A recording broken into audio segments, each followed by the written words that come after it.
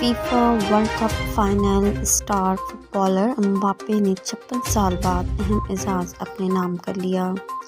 تفصیلات کے مطابق فرانس کے اسٹار فٹبالر امباپے نے 56 سال بعد کسی ورلڈ کپ فائنل میں ہیٹ ٹرک کا اعزاز حاصل کر لیا۔ اس کے علاوہ امباپے ایک ورلڈ کپ میں سب سے زیادہ 8 گول کا ریکارڈ برابر کرنے میں کامیاب رہے۔ ٹیم کے حال پر گولڈن بوٹ ایوارڈ بھی امباپے کے چہرے پر خوشی نہ لا سکے۔ فرانس کے صدر نے بھی اسٹیڈیم میں آ کر امباپے کا حوصلہ بڑھایا، لیکن وہ ورلڈ کپ کے اختتامی تقریب میں اداس رہے۔